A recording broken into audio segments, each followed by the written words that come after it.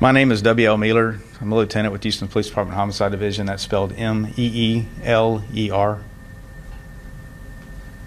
And first off, I want to thank y'all for coming today. The reason that we're here is this is a significant day for the Johnson family. This marks 5 years since Damian Johnson was callously murdered in the 8200 block of Peachtree Street. Damian was a dedicated father, a hard-working individual with a wonderful family, and that's what makes this case so hard. Damian it was a Monday morning, just like any of the rest of us. He woke up for work at about 7 a.m., kissed his fiancée goodbye, left in his vehicle, and within 20 minutes he was in a ditch, basically in the 8200 block of Peachtree Street, probably a quarter mile from his house. He was in the ditch on one side of the street. His vehicle was in the ditch on the other side. It's been 5 years, and we're at a dead end. We haven't had any leads. Nobody's come forward and given us any information, and that's why we're here today, because somebody out there knows what happened. It's been 5 years to where something like this can work on a conscience. I think that the person that is involved in this case has talked to somebody, and that's who we're trying to plead to today. And I want to ask that person to look at this family behind me, see what they lost, the grief that they've have had to go through for 5 years. Damian's mother, his aunts, uncles, his two beautiful children that stand behind me. Look what you took away from them. Look what this person took away from them. It being so long, I know that somebody has that information that we need to solve this case, to give this family closure. They need this. They need to know that the person that took their loved one from them has been brought to justice. And I've brought the family here today to say a few words, to appeal to the public to get those leads that we need to solve this case. And with that, I'll have the first family member that would like to speak. This is Asia Johnson. This is Damian's 12-year-old daughter, and what hurts so much is about this case is that I have a daughter the same age. I myself, as a daughter of my dad and as a child of the family, feel that we need peace. It is very hard to not have an amazing father, and I only had one word to say when this happened, and my one word was why. I feel that whoever this evil person is should confess and pay for it. It takes a good mistake for a good punishment. All of my friends have told me, Asia, it is going to be okay. Your father does not want you to be upset, and I know you are strong. And I always think that I will never be able to have a happy moment with my father again ever since this happened. And I just want my father to know that I love him for what he did, and I love him forever. And I'm glad that I got to spend an amazing 7 years with him. And thank you.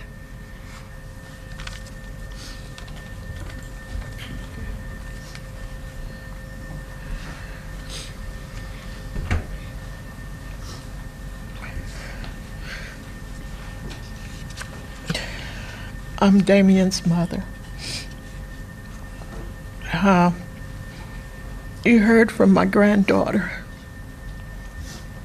Please, someone out there knows something. No matter how small you think it is, it may be of something relevant. I thank Lieutenant Miller for having this conference today, because he's been with us from the beginning. But please, someone out there, please know how this family is still hurting. This don't go away. The hurt and the pain stays. And each day that you get up, you hope it's a better day than yesterday. But your mind always thinks back, because he was such a wonderful person. It's hard for me to even participate in my church activities like I was, because I know if I get up in that choir, I would see him on that door. He was an usher at the church that we attend. I just plead to whoever knows something, no matter how small, just come forth and tell it, please. And if you need to, do an asterisk 67 on your phone when you call the 911 or the police department. Just call and tell us something, please. This has been on our hearts so long, and we need some closure.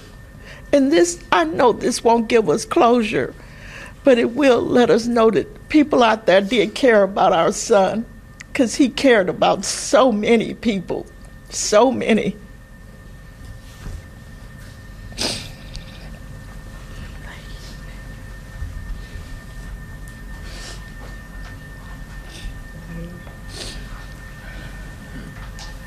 Anybody else?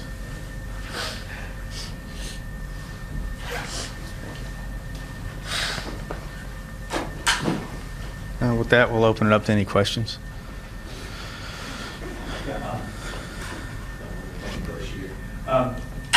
I know that a lot of times when you guys are investigating cases, that if the victim has been involved in some sort of activity, there's a broader, illegal activity or criminal activity, that sometimes that can actually make it easier to solve because people live and when it can kind of work around the edges. From what I'm hearing, and I remember this case, there was nothing. He was simply driving to work. Has this made it harder for you guys to investigate? Absolutely, it has. And for all practical purposes, Damien was a low-risk victim. Even the time of day that this happened, it just doesn't happen that often. It's 7 o'clock in the morning, and the circumstances are very unusual, and it has made it very difficult. We have the lack of witnesses has made it really hard. But I know that somebody out there knows something. By now, over 5 years, you can't leave this beside your heart and not say something to somebody. And that person is out there, and that's who we're trying to appeal to see what Damien's family has lost. I mean, look at this family. You don't see us up here with families like this all the time.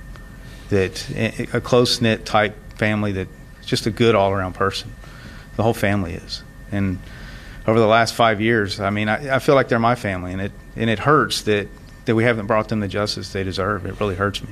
And like I said, I have a daughter that's Asia's age, and when you work these cases for 5 years, you get to know the family, you get to know who your victims were, and that's what makes this one that, I mean, all cases I want to solve, every single one of them, but some of them just, they're right there at your heart, and this family didn't deserve this.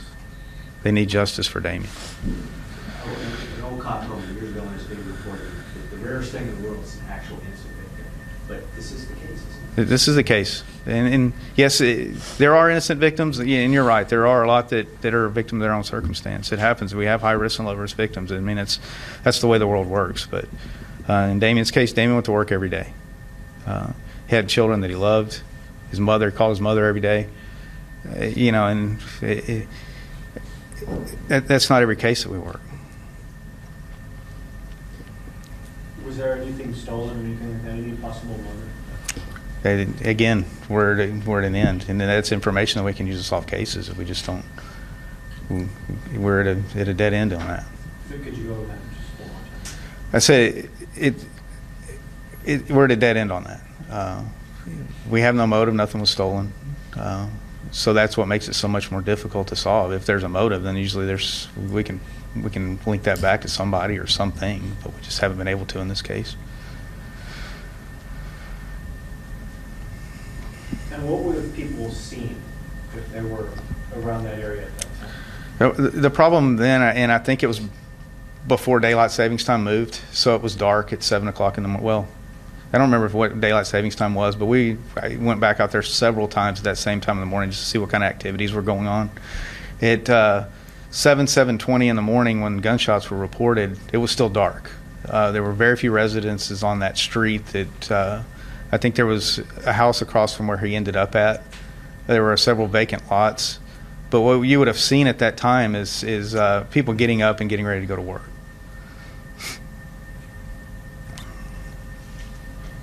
Any other questions for the family or for Lieutenant Mueller? And also and we haven't gone through Crime Stoppers yet, but the family is prepared to offer an additional $5,000 to Crime Stoppers, which is a process we still have to go through. So with the standard reward of 5,000, that would up it to around 10.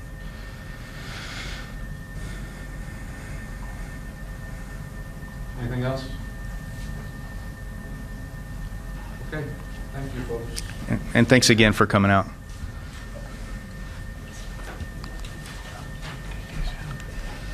Yeah. Well, let them. They may want to come up, take some close shots of that, or. Thank you. That was beautiful.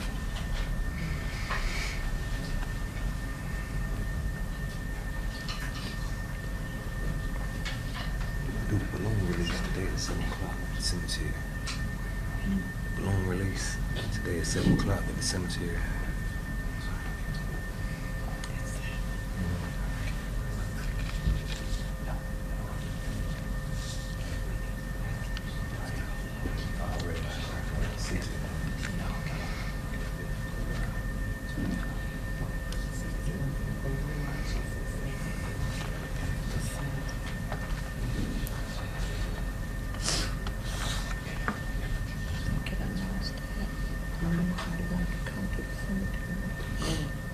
Yeah, you can tell him.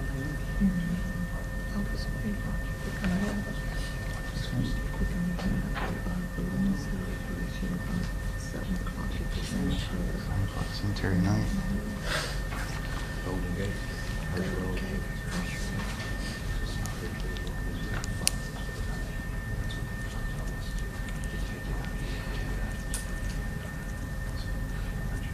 Is that something y'all want them, the news media to know about?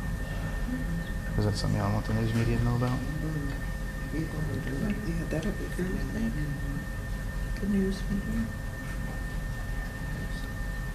Done. For the balloon ceremony. You guys good? Get on your pictures wanna and announce that? everything? Good. Y'all want the news media to know about that? You good? Okay. The family they're going to have a balloon releasing ceremony tonight at the Golden Gate Cemetery on Hirsch Road. If anybody's interested, it's 7 o'clock.